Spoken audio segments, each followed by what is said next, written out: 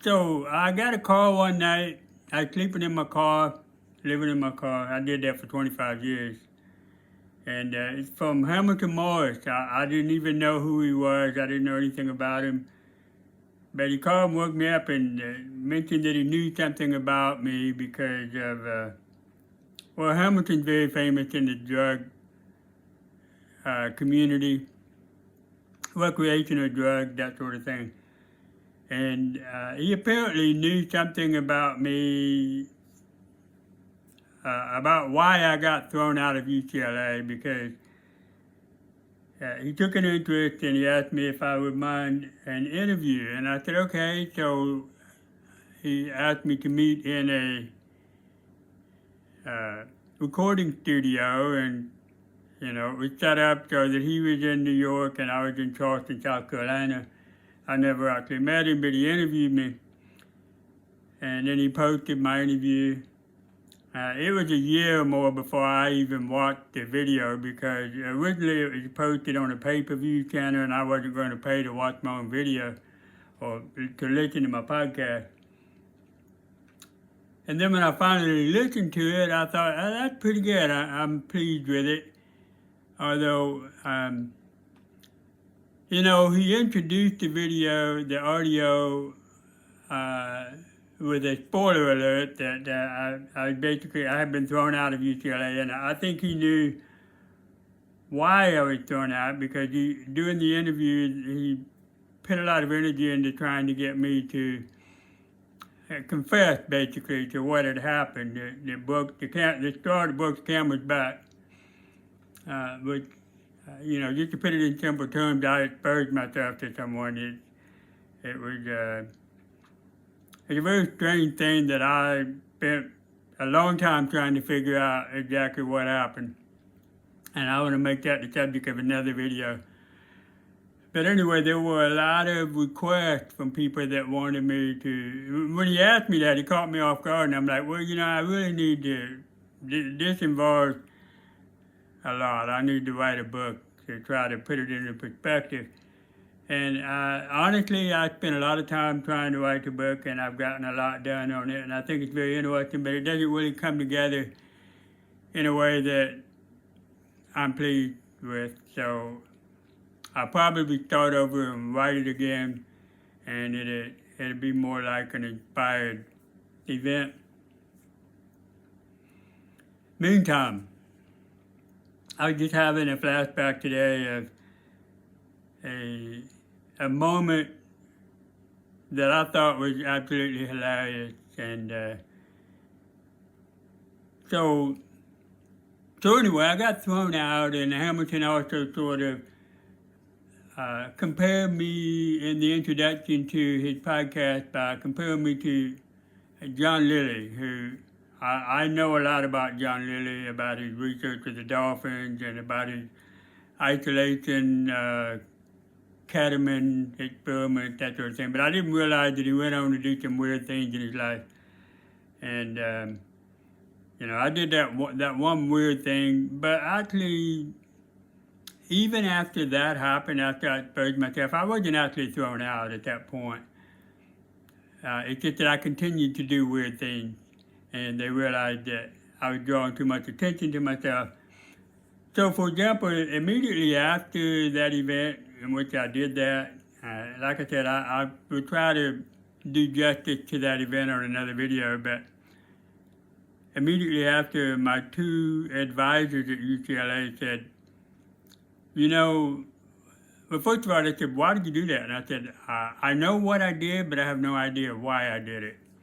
And they said, well, you're almost at the finish point, and we want you to stop doing research in the lab and just spend the next 2 months finishing up your dissertation. I had already written all of the experimental. I had written basically half of my dissertation. I only had the philosophy part, the story part to write.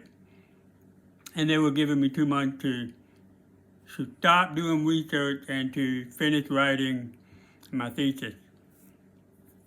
And they said also you need to move out of the lab.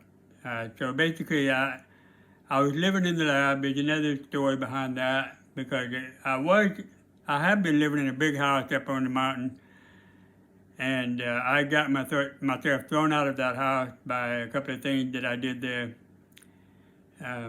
Basically, I flirted with my roommate, and I flirted with the landlord's daughter, but it wasn't totally out of character because the landlady herself had told me that she wanted me to marry one of her daughters, and she didn't mind if I waited for the youngest one.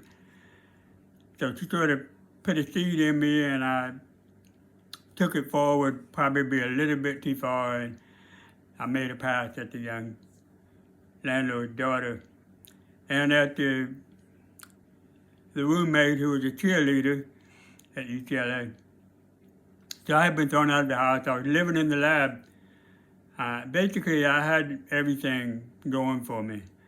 And so, as Hamilton put it, I sort of gave up a very interesting, lucrative career in chemistry. I could easily have been a professor, or more likely, I would have been a research chemist at a major pharmaceutical industry. I had turned down that interest. I had decided I did not want to work for the pharmaceutical industry because my interest was in drugs from plants, and they were only interested in, money, basically. And if I had gone to work in the pharmaceutical industry, I would have been basically the slave. You spend all your time writing proposals and trying to get money from the government, and then you can't really do what you want to do. You have to do what they want you to do, and that sort of thing. I didn't want to compromise my freedom. I wanted to be a chemist who could basically do whatever he wanted, in the same vein as Alexander Shulgin, who basically had given carte blanche to produce psychedelic drugs, and they knew what he was doing and let him do it for so long. Well, that was my interest. That is what I wanted to do. But I got thrown out, and like I told Hamilton, I think it was because of what needed to happen, and that is that I needed to go back to just being a nobody with no real future, so that I would spend my time studying, reading books. And I spent the last 25, 30 years studying history, religion, and really benefited from it. Nonetheless, getting back to my story, there was a point that I think was basically the highlight of the whole experience. I took a lot of psychedelics. I took them every day for a year. Beginning Friday, May the 13th, 1994, I made the decision to take them every day for a year. And there were 2 days out of that year that I did not take them simply as an experiment to see if there was a hangover or letdown or anything, and there wasn't, which is proof that psychedelics are not poisonous or dangerous or toxic.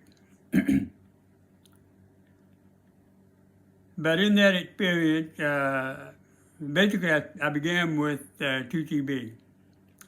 I made 2CB actually poolside at my house. It was a very quick and easy synthesis, and I ended up with a very large amount of it.